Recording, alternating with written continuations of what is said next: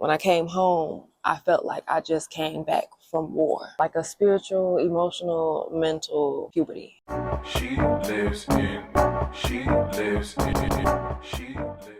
Hey y'all, it's your girl Raylyn, also known as RAWFIZZLE, and I am back with another video. It has been so long since we have seen each other, since we talked. I think my last video that I posted was back in August, and that was because it was a sponsor video. And I just kind of been missing in action since then. And before I just start dropping the videos that I have in the vault and the videos that I've been working on, I feel like it's appropriate for me to just sit down and talk to you guys about some of the things that I have been dealing with and the changes that I've been going through. So if I'm being honest, 2025 hasn't been a bad year, but it has been a very transformative year. I've been going through transitional period after transitional period after transitional period. Life has been changing. I have been changing, and some of those changes have been uncomfortable. And with going through those changes, I have struggled to turn the camera on. There's been times where I've recorded videos, or I started recording videos, just never finished it, or never even got to the editing process. And at first I was kind of hard on myself, because if you've been here since last year, around this time last year, I was consistent from like the last week of November all the way up to maybe like I would say maybe June. I was posting a video every week, at least one video. And on a good week, I was posting 2 to 3 videos every week. Camera stayed on, content had like long lists, everything planned out really like months in advance. Some things happened that just caused me to take a pause and not focus so much on my content and just try to be present as I'm going through these changes. So to give you a backstory, if you haven't been here from the beginning or from last year, in October of 2024, I lost my job and I was unemployed for 6 months. So from October 2024 to April 2025, I had no job. I was just living off of savings, unemployment, and the money that I would get every now and then from making content and like brand deals. At that point in my life, I had been unemployed before, but never to that degree, especially being that I was a lot more independent this time being unemployed versus the first time, which was during the pandemic. I was still living with family. And when I was unemployed last year, I was living on my own, paying all my bills on my own. And there would be times where I was worrying about my financial status, because with the job that I was working previously, I was making a lot more money and I could live a little bit more comfortably, could splurge a little bit more. And with that big source of income being taken away, I had to be a little bit more frugal. And I tell people all the time when I talk about this journey, it was very important for that job to be taken away from me, because it made me refocus and reprioritize my life around God and putting my faith in God and being more obedient to God instead of thinking that I could take care of it myself.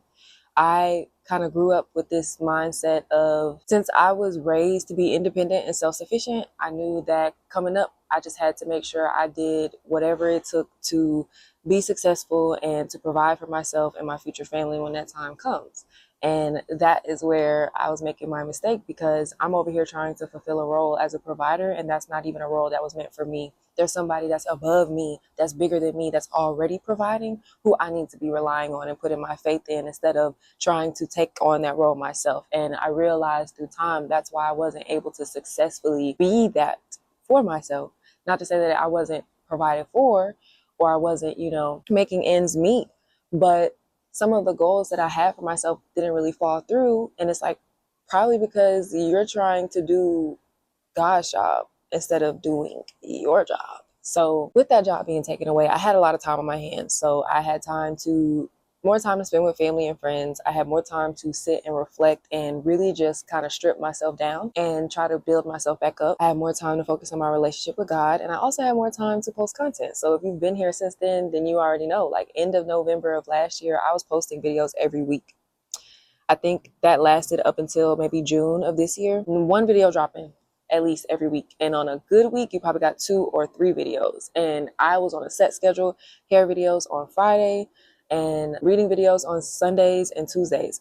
But that fell off. And it kind of fell off because life kind of came at me fast. I knew it was going to change in this way, because it's something that I have been praying about and thinking about and wanting for a long time. But I guess even when you're prepared, it's like nothing can fully prepare you for when you're actually in the moment, if that makes sense. So around this time last year, I was thinking about how I wanted to move away from Mississippi, go to another state, get a job in a different industry, just try something completely new. And in April of this year, I got the opportunity to move to Louisiana, and I actually got a job here in Louisiana. It was a part-time job, but I was working full-time. And there are moments where I feel like I went ahead of God and I just hopped on the first thing smoking. The first company to give me an interview and hire me, I was like, you know what, I'm going with y'all because I don't have what I need right now, and I know I need some money to make sure that my bills are taken care of. So I ended up working for Walmart overnight. I was thinking that was going to be a smooth job. Like, oh, I stay up late all night anyway, editing, like it's going to be easy, you know. It's a little part-time job, whatever. It wasn't a hard job. It was hard on my body. I have worked in retail for a very long time, and I'm a scientist. I worked in a lab. I've been on my feet, but doing that kind of manual labor every night, and working overnight, it had some very interesting effects on my body that I wasn't prepared for. And on top of that, no shade to anybody who works for Walmart or loves Walmart, but Walmart is not a company for me. I already was making less than what I was used to making. So the pay cut was already something to be dealing with. But also just the work environment was so toxic. I would have to be prayed up at work. I would just be walking down the aisle praying. I would go to my car on my lunch break and I would have to pray and I would cry. I don't think I've ever worked a job that I cried at as much as I cried at Walmart. I just felt like I was getting so many attacks emotionally, mentally, physically, spiritually. Like every day I was at war when I went to Walmart. That's what it felt like. And when I came home, I felt like I just came back from war. I did not like that job, and I didn't like it from like the third day. My third day, I knew like I can't be here long. And it got to the point to where when I would call out, I wouldn't even feel bad. I'd be like, yeah, I'm happy to be at home doing what I would rather be doing than being up there. But I also would feel like, okay, I don't like this job and I don't like the position that I'm in because I put myself in this position because I kind of moved ahead of God. Like I did talk to God before I went to the interview and before I accepted the job, but I felt like I didn't really wait on him to give me what he had cooking for me. I was just like, I need some money and I need a job, and they willing to give me a job that's going to give me some money, so I'm just going to take it. And in the midst of that, I'm just finding myself so unsatisfied with my circumstances and so stressed out. Like it was literally having an effect on my body. I lost like 25 to 30 pounds working at Walmart. Most of it probably was burnt off because I was on the move, walking at a fast pace, moving back and forth 8+ hours a day, 5 days a week. It's like I couldn't even recognize myself when I was working there. I didn't have time to do anything because every moment of my free time really needed to be spent getting rest, because it wasn't really one of those jobs where I could just stay up late, which would be like staying up till 1 p.m. and then going to sleep, because I needed all of my energy because I was about to use all my energy at work. So I didn't really like that. And in the midst of me working there, also, I wasn't making as much money as I was making in my previous job, which I already knew when I had accepted the job. But that was a tough spot to be in because I felt like I was playing catch up on bills, and I was constantly playing catch up because I wasn't making nearly enough and nearly as much as I was used to making. Fast forward a little bit more, my mom actually referred me to a job at a company that she works at, and I ended up applying, went through the interview process. Interview process went well. They actually offered me the job, but the job didn't start until the last week of July. And I think I got offered the job in June. So I had like a month and a half before it was, or something like that. I got the job early June. I know I had like 30-ish days between the day they offered me the job and the day that I was going to start. I was supposed to stay at Walmart up until like 2 weeks before my new job started, but at some point I was just like, I can't take it no more. I'm gone. Boom. Stop showing up. I gave them my 2 weeks and then I just stopped showing up. I was like, you know what? Give me all the points you need to give me, whatever. I don't care. I'm done with y'all. And I felt so freed when I did that. Was that the best decision? No. I feel like for my mental health, yes. Professionally, no. I could have just still came to work. But at that point, I was just so fed up. I needed to get away. Like I would come home to my boyfriend. I'd be like, I hate my job. I hate my job. Like I hate it here. And hate is such a strong word to use. But at the same time, I'm like, Raylan, you need to be grateful because at least you have a job. You know what it's like to not have a job. And there are people out here who don't have jobs. And it's hard to get a job right now in this economy, but you need to be grateful. I was dealing with a couple things when it came down to that. And then on top of that, living in a new area, not really being able to explore because of work, and then not really knowing a whole lot of people out here. It was a little bit different because I've lived in other areas, but in both areas that I've lived in, or both states that I've lived in, Nevada and Mississippi, I had people there who I could still interact with. Here in Louisiana, I have more friends now, but when I first came down here, there's only 2 people who live here that I know that I'm actually cool with, and one's in New Orleans and there's one here in the city. But it's like, it wasn't what I was used to. In Mississippi, I got a whole plethora of friends. So, I mean, friends down the street, around the corner, 10 minutes away, I get to see them and I can be around them more often than I am here. So that was also a big adjustment to make. But I thank God for my mom, because she would come out and visit and just give me words of encouragement. And she told me, like, hey, you need to go to church. Go to church and you can find your community. You can find people to connect with. And she was right about that. So a couple things had happened around the time, well, in July, which is really when I kind of started to fall off the grid. My camera broke and I had to send it off to get serviced, and it was gone for like 2.5, maybe 3 weeks.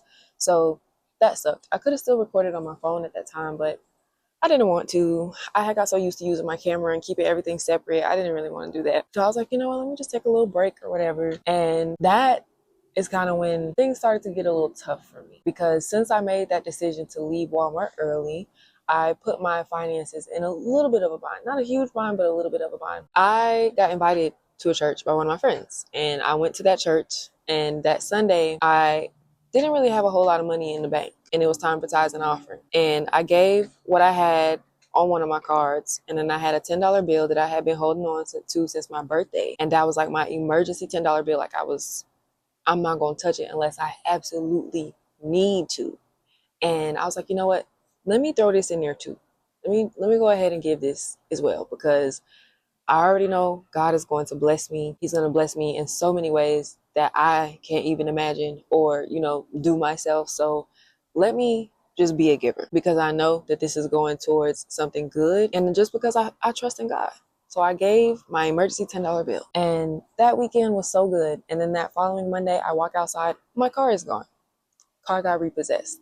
I was unemployed. God did not forget me. He carried me through. Got a job at Walmart, was under so many attacks, going to war every day. God did not forget me. He carried me through. Car got repossessed. God did not forget me. He carried me through. My car was repossessed for maybe 3 or 4 days. It got taken on Monday, but by Friday, I was back in my car. Thank God for that. And I thank God for my support system for coming through for me during that time. And of course, this happened literally a week before I started my new job. And with my new job, it is a hybrid role. So I have to go to the office. So I was thinking to myself, like, dang, like, how am I even going to get to work? Well, actually, I wasn't even worried about getting to work. I was more so worried about how I was going to get to church the following Sunday, because my car was taken away. But like I said before, God did not forget me. He still came through for me. I was able to get my car back and keep it and catch up on all of my bills and actually be in a better place financially than I was earlier this year, to where I'm not robbing Peter to pay Paul. So I'm very grateful for that too. And I know can I say I know for a fact? I don't know what I don't know, but I do feel like me taking that time to go to church and to fellowship and to worship and to give and to be obedient and faithful played a huge part in God carrying me through. Like, even when we are disobedient, He still carries us. He still blesses us. He does not forsake us. But when we are obedient, we really get to receive and be receptive to what He has and what He's going to bestow upon us.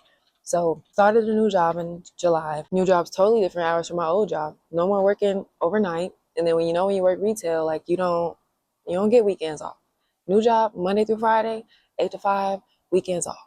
So I'm like, okay, this is a big change. And then I'm thinking, okay, my content schedule, I kind of made that work with my off days when I was working overnight at Walmart. Now that I'm not working overnight, I kind of had to reorganize my schedule, reorganize my editing routine and all this good stuff. And I was just like, well, this is just too many changes at once. Just got my car back, just started a new job. Let me just focus on one thing at a time, and then we could try to ease the content back into it. And through that process, started undergoing other personal changes, and of course started leaning more into my relationship with God, because some things just started to get very uncertain or confusing or even daunting in a way, dispiriting sometimes. So use that time to just rely more on God. And in the midst of doing that, my friendships with some of my friends has become a lot more intimate, because we have been seeking God together. We've been fellowshipping and reading the word and meditating on the word, praying together.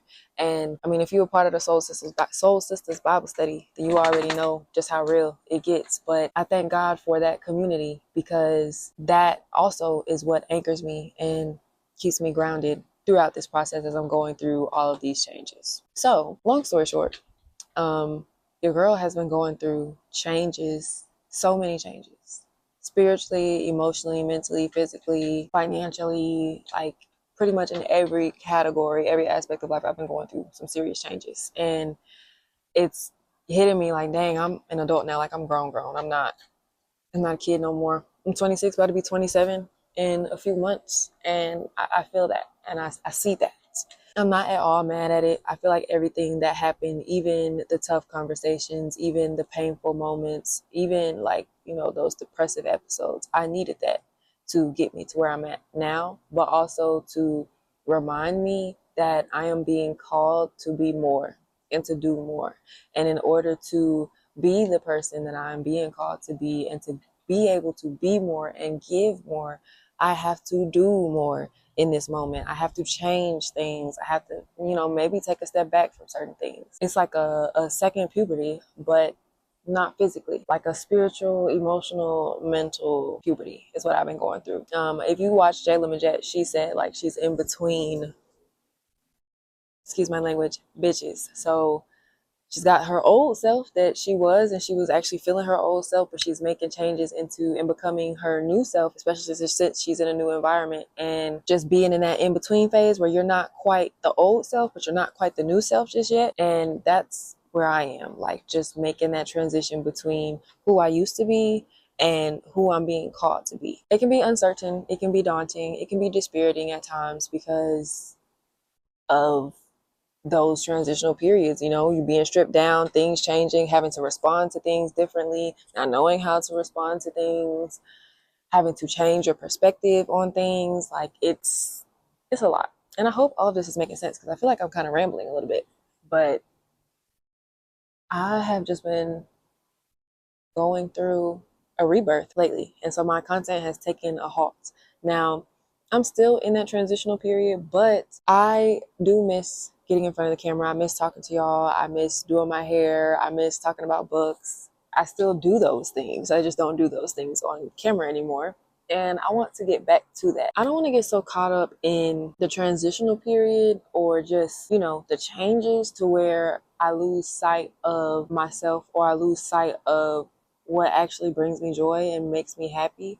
Because I'm a person where when I'm going through stuff, I gotta like remove myself. I don't feel like there's a way that I can 100% go ghost, because I might always have a little bit of activity, some way, somehow, but I gotta like distance myself. I feel like I do better in isolation when it comes down to hard things or transitions and things like that. It's just easier for me to reflect and cope and rebuild, reconnect, things like that. And in my environment right now, it's actually kind of hard to do that, because I don't live alone, and I'm not like surrounded by people 100% of the time, but I don't have the level of isolation that I did when I was living in Mississippi. So that has also been a challenge for me, learning how to prune and deflower myself, but also blossom in the presence of others, and also rely on others, which is another thing that I have struggled with this year, because I'm just so used to trying to figure everything out on my own. But with this walk with God, I have realized, once you come to terms with the fact that you can't do it on your own, like it's impossible, you're not going to be able to do it, and you rely on God, it makes it easier to rely on other people around you, because you know that God has placed them in your corner, in your orbit, so that you guys can rely on each other. And we talk about that a lot in our Bible study group, about how, we should carry the burdens of our brothers and sisters, and how important community is, two being better than one. So that's pretty much it. Moving forward, I would like to be back to some type of schedule. I don't know if I can do once a week like I was doing. I have to see how this is going to work with my current work schedule and everything, because that also just changed a few weeks ago. But we'll see how that goes. I do have 2 videos that should be going up around the time that this video comes up. It is a wash day video and a wash and go video, and I might just throw in a reading vlog somewhere along there. But I'm back and I'm better. I'm alive. And I thank everybody who has remained patient with me. And, I'm thankful that y'all didn't rush me or blow my messages down or anything like that. And for the people who sent love and support, I'm very thankful for that as well. But yeah, honestly, it wouldn't be as easy for me to get on here and talk about things like this, or even just share parts of my life, even if it is just my hair routine or the books that I'm reading, if it wasn't for my community in person and online. So I'm grateful for everybody. Even if I don't know you personally and we don't know each other by name, I am grateful for you. If you're watching this video, you made it this far, I am so grateful for you. So I think that's enough yapping, because this clip alone is already 18 minutes and I know that editing this is going to be so much fun. But if you made it this far in the video, I just want to thank you for your time and attention, because you could be anywhere else doing anything else, but instead you're right here with me doing a life update, and I sincerely appreciate you for that. Thanks for watching.